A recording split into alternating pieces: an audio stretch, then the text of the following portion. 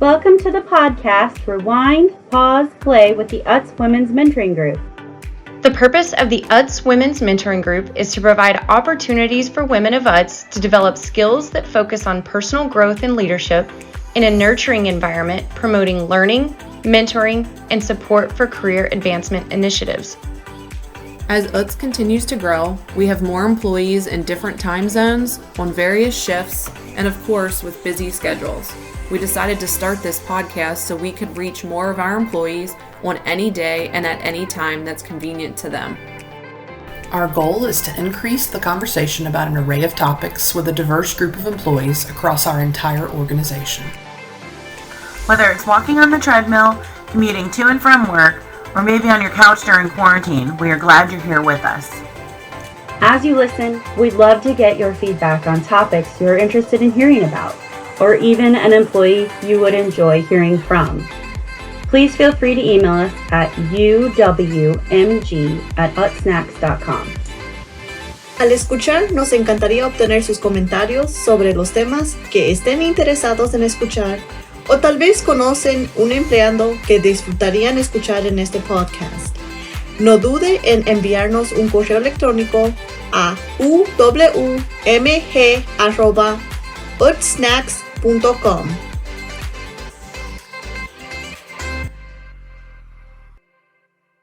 Welcome to our podcast, Rewind, Pause, Play with UTS Women's Mentoring Group. If you've been here before, thank you for returning to listen to our latest podcast. If you are new here, welcome and thank you for joining. We hope that you will go back and listen to our previous episodes. This is episode 2, part 2, with our CEO, Dylan Lissette. If you have not listened to part 1, we encourage you to go back and take a listen prior to starting this episode.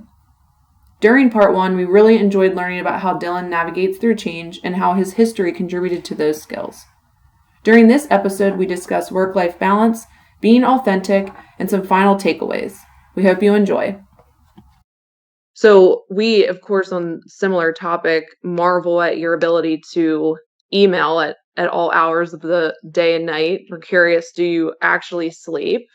Even you have time to read and send excerpts from your books? And, how do you find the time to quote unquote do it all? That's been a balancing act that I don't know if I've mastered, even though I'm into it for a while now. I would say that my saving grace, to some extent, is I do think I personally am someone who can multitask. And like I'll say it to my wife, and we always joke about this, like she cannot multitask. And if she is typing a text on her phone, you can say, honey, the house is burning, I just killed the dog, and she'd be like, tap, tap, tap, and doesn't hear it, and then is done, and then looks up and says, what did you say? So I feel like I either built the ability or had the ability to multitask. And I'm sure everybody has that, right? And you have to have certain cognitive abilities to remember things, and, because you can multitask and not hear or see anything, really, ultimately. So I think that helped. I think I definitely have had for a very long time. I don't drink Sunday through Thursday. So okay. No alcohol Sunday through Thursday unless there's a special occasion or, travel or something for something particular, because I don't want to wake up on a Monday, Tuesday, Wednesday, Thursday, or a Friday feeling just tired, run down, whatever, just from whatever, 1 or 2 beers even. I don't do that. And then I definitely, and hopefully you see it from your end, I definitely try to use Friday night, Saturday night, as more downtime, because that's typically when you're more together with the family and stuff. And so, you're definitely not sitting there on a Friday night unless it just happens to be a night that nobody else is around and you're bored and you're catching up on the week or something. So it's a balancing act, I think, for me and my family, but also, as my wife will tell me, for the people who work for us, for the company, for us.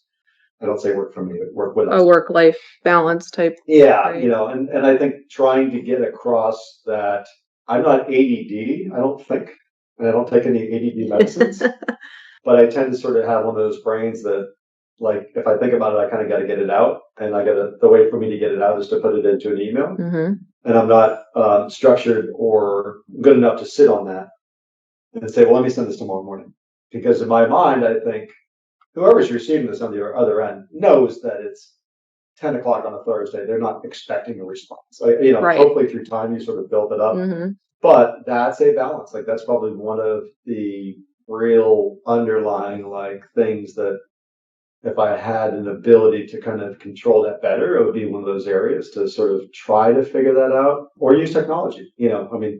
Sometimes when you do get an email in the middle of the night, sometimes I've delayed that sent purposefully, so that it's not hitting somebody's mailbox while they're Right. awake. So it's 9 o'clock at night, I may say delay send 4 hours. Okay. On Outlook, and then it comes out, because that way it's guaranteed that whoever receives it will just get it the next morning. So I do have some of that. Yeah. So you said you and your brother aren't sports guys. Is your outlet fitness? You obviously read other things like that that aren't email work related, but that help you kind of give you, besides your family, which you have 5 children. I'm sure that's busy, of course. Some of those outlets for yourself that's not. I'm sure the ideas are still flowing for whatever, during whatever you're doing. Yeah. Some of them are good too. My typical routine and on a perfect night is to get in here sometime around 6:30, get up, hit CNBC, do emails for a little while, hit Dunkin' Donuts, come in here, work till about 5:15. On a perfect night, I get on my mountain bike and I ride like 10 miles. Okay. And I just listen to music or something like that. So in the summer, it's the best because it's nice out, and I live in a really great place for hills, and it's nice to it's a good opportunity to ride. In the winter, it's a little bit tougher, but I try to do that inside on an inside bike. Okay. And so I try to get that 1 hour or 50 minutes or whatever of like something. Without the phone, without the phone and whatever, but to some degree, and I've now been doing this for 25 plus years, 26 years, I will invariably be in my mind, just to stay ahead. I'll be back on it from 8 to, something. Interesting though, when I broke my hip skiing in February or January of February of 2018, prior to that, I would always stay up till, my God, when I was in my, 30s and, I was up until midnight, like cranking stuff out, like doing stuff, following up, new ideas, boom, boom, boom. When I had that accident and I had the recovery and I had to learn how to sleep a little bit different because of the, surgery and all that kind of stuff, I started going to bed at like 9:30, and it was like a game changer for my sanity to get that extra couple hours of sleep. Right. Yeah. And so literally I will go up every night some 9:30 and be like, okay, shutting down and, start over. So for me, it's that machine through those couple days of the week, catch the weekend, regenerate, shut down a little bit on the stuff, stay in touch, what's happening, check emails, whatever, still get up on a Saturday morning at 6 o'clock and bang out, 2 or 3 hours of work, and then still get up on a Sunday and bang out 2 or 3 hours of work, but, be a lot less driven to kind of have to do that. And that work balance thing is tough. I think even in, COVID times and, different work from home kind of environments, it's tough to sort of define the lines between what's a 40, 50, 60 hour week and how do you balance that? And, because we're an organization that wants to win and we're competing against, literally some of the biggest, smartest, most driven organizations in the world, and we're competing against them. So I often look at it like, we have a job, which is to win for all of the associates. If there's 3,300 people, our job, I'm one, but the other 3,299, our job is to win for all of us. Because if we don't win, it just goes spiraling down. So it's that really tough balance between being driven, doing, the right thing for yourself personally, physically, family, mentally, and also, for the associates. It's a tough balance. And we wanted to touch on with the, we're on the work-life balance subject. And as I mentioned, you have 5 children of your own. And through the past 25 years, you've also been a dad on top of coach soccer for 15 years and active in their lives. And now 2 of them are working here, which is pretty cool experience to have them be working in two different departments here. So thoughts on just how you juggled the dad life as well as being so engaged in the company through the years. That's tough. I mean, it was, I coached two of my kids' teams for 6 or 7 years each. I mean, it was, long stints. It's weekends. It's 2 to 3 days a week of, what I would say at the end of the day, I adapted. I mean, you're sitting there taking a conference call while you're coaching. You're figuring out like, okay, I think we need to get some trainers one night a week. So now I'm only on the hook for one night a week, but I can still come, but I can still do my email. I can still catch up kind of that late day stuff, but it was a balance. I mean, it was like you got to wake up and have that drive and energy to be able to do it. And you have to somehow be able to balance the needs of everybody. And you're not doing it perfectly. Like, if I went back in time, I would say that my kids love and respect me, but it wasn't like I was the guy who was there for them all the time. Like their mom was, Stacey. Right. Like she was the connection, right? She was the daily text. She was the daily email or whatever, the daily connection. And I wasn't. And I sort of wrote it up to like, hey, they don't need two of us. I've got a job to do. I'm doing the job. Going back to the whole thing, like, if we don't survive, then we fail. And then that failure is me.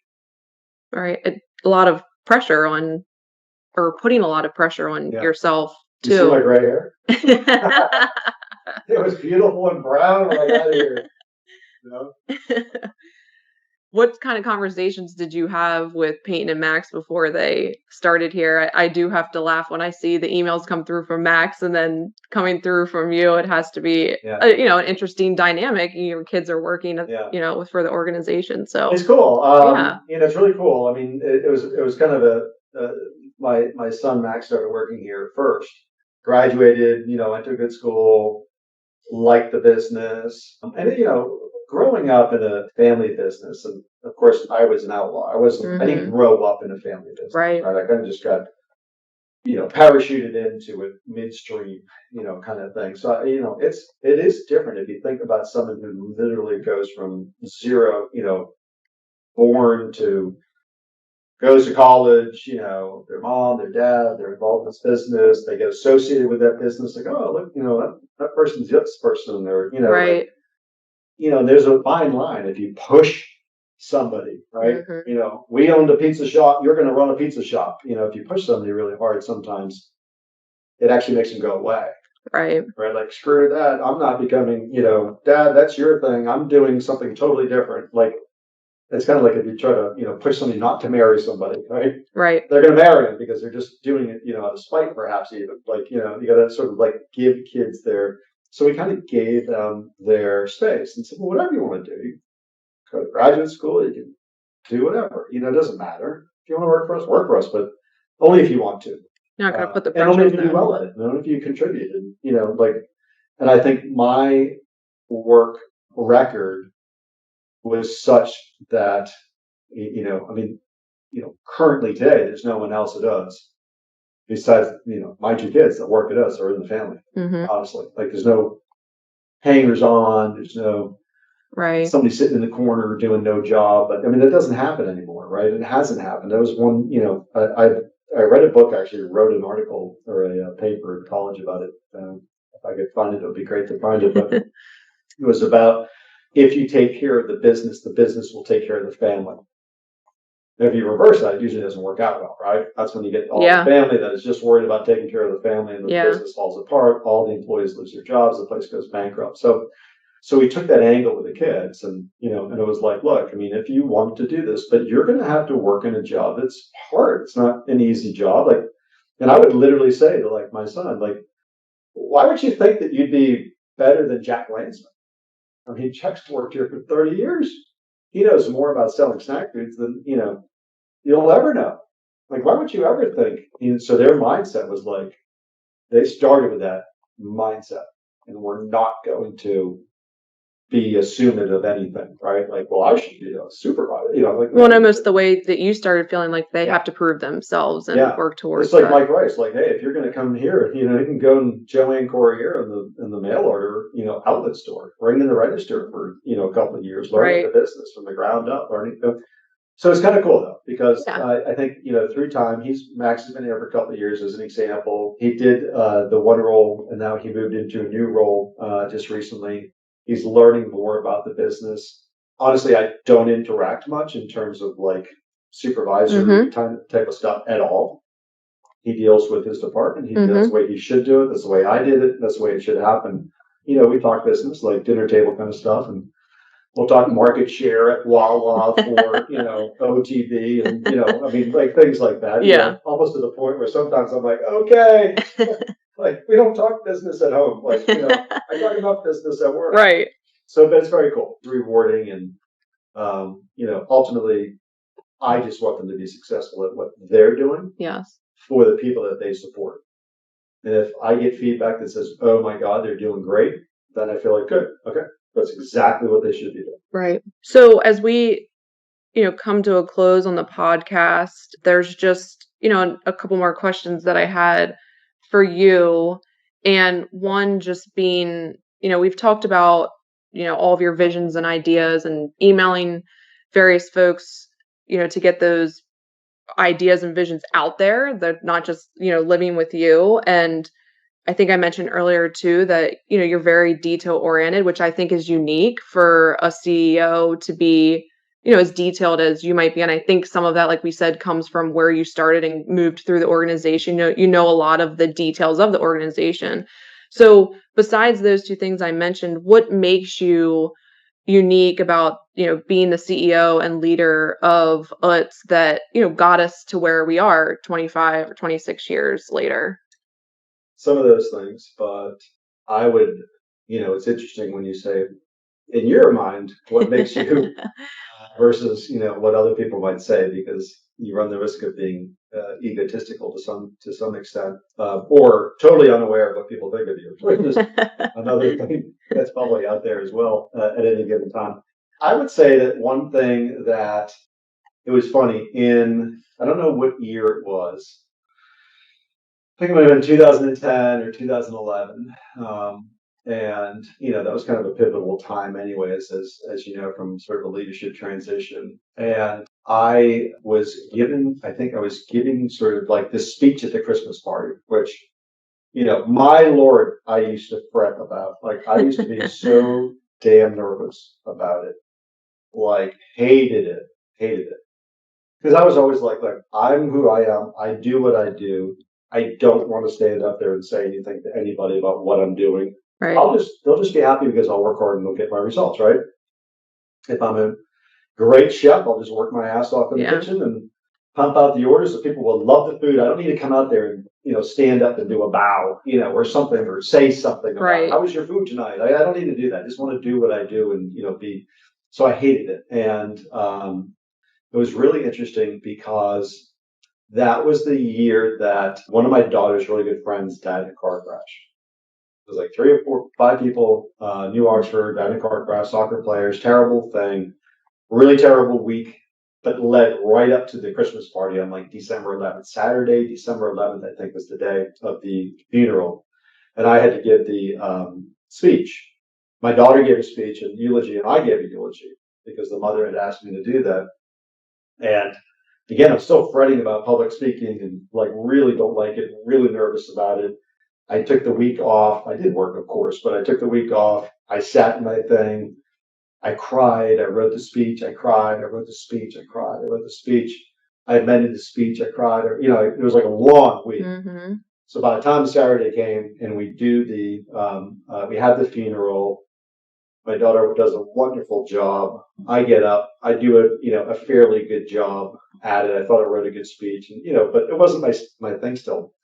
But I remember then sort of that huge negative of what had happened, the sadness the entire week, the crying, the just welling up in your throat, and you know, just all of it, your family, because it's not just you, it's your daughter, it's your best, you know. Right.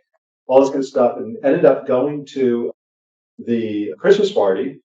And we were having, I mean, this girl was from Ireland, and like all these Irish, family members were in from Ireland at our house, drinking whiskey, like reveling in, life or whatever you do after someone dies, and talking about things. And I'm like, I gotta go. I gotta go to, the Christmas party. I'm not gonna miss the Christmas party. I'm supposed to give a speech. So I go, I drive. And I don't know if you've ever had that feeling before, but like I walked into the building and I felt like I was on cloud nine. Like I know something that everybody else doesn't know. Like it was a weird feeling. Because everybody's drinking and hanging out and, hey, like I felt like, because I'd just given that speech, I just had the worst week. But I think I hadn't written a speech.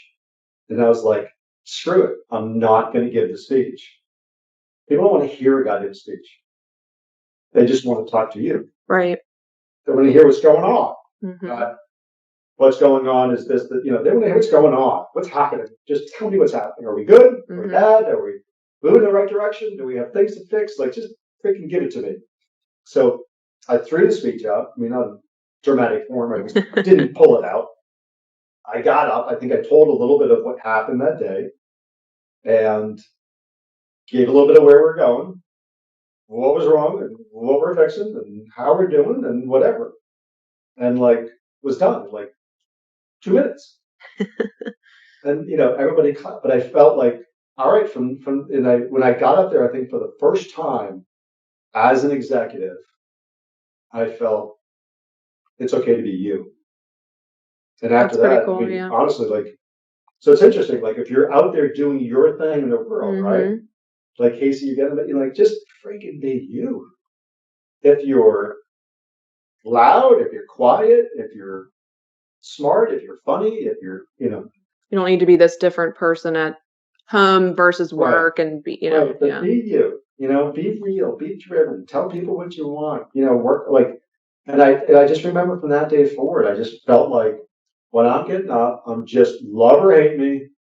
You're going to be yourself. That's how it is. Yeah. That like was a really interesting, unique, like pivotal moment.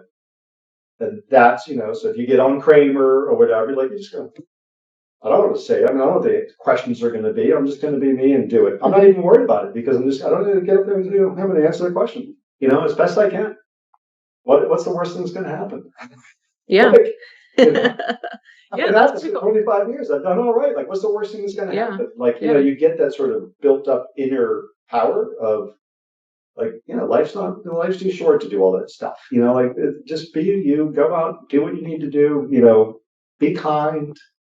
I think that's great advice, because I think sometimes you come to work and you're trying to, maybe try to put on a certain persona, or you're trying to be this certain type of person for other people when, in your case, like you're saying, it just benefited to be yourself. Right. People were accepting you for who you were. You didn't have to put on an act, or, just because you were CEO of the company didn't mean that you couldn't come in and wear jeans and decide that we're going to go business casual or whatever. You Right. want being yourself ultimately paid off in the end for you. Yep. So I think that's great advice. So I think finally, just what do you want our listeners to take away just from our conversation? I mean, I think we're going on an hour of talking today. So is there something in particular that you want those listeners to hear and take away from the conversation? Well, I mean, I think when I have a couple of thematics that, I don't have them written down. I don't know exactly what they are, but I think when I look back at, my life, I think that what came to me is what I went after and got. You can say, you got a job and mail order it, okay, but I it was 25 years ago. You got to give me a little cred. 25, 26 years ago, I got it by going after what I want, by being very, I think, honest, by being true, knowing that you can win today a battle, but you'll lose the war if you're doing it the wrong way. Mm-hmm. It really has to be built that somebody goes, I dealt with that guy 10 years ago. I'll do another, I'll deal with him again. I trust what he said because I talked to him 5 years ago and he's been consistent. You know what I mean? Like you've got to build up that cred, I think, of being honest. And it doesn't mean that you're not a business person. It doesn't mean that you're not driven. It doesn't mean that you might not take a contract and, enforce an aspect of contract and get legal and, work really hard to do something. But you have to be honest, I think. You have to be transparent. I think as we built transparency in the company over the time, I think we did better, as an organization because we're kind of not as transparent, years and years ago. But lastly, I would say that, and I've said this before, it's, all of us, every single day, I read emails, I go through them to the bottom, I try to rebuild what happened and where, try to get the history, try to understand the entire aspect of it, understanding that just because this person said X and this person said Y, the answer is always somewhere in the middle, that as an individual, if you're working at whatever you do, right? If you're a coach and you're coaching soccer, or you are in finance and you're at Oats and your name's Casey, is trying to take work and life in some ways is just chaos.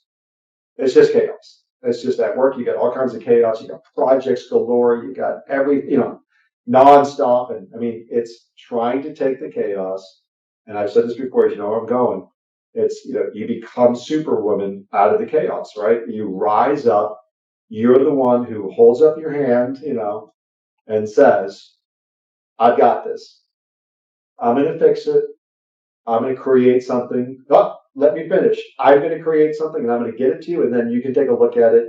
And this will be how we track X or how we do Y, or here's the whatever. And we can eliminate a lot of this problem. I've got it.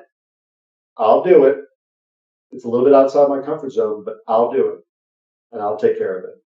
That person who rises up and takes that, because a lot of times we just get caught up in these messes, just nobody really wants to step up and do it. Right? And there's a lot of pointing and not negative. It's like not my job, and it's I ran this report, this is what I got, and it just goes on and on and on and on. And you're like, I want traction and action. And those people who just stand up and say, I got it, and I'm going to own it. I'm going to own it.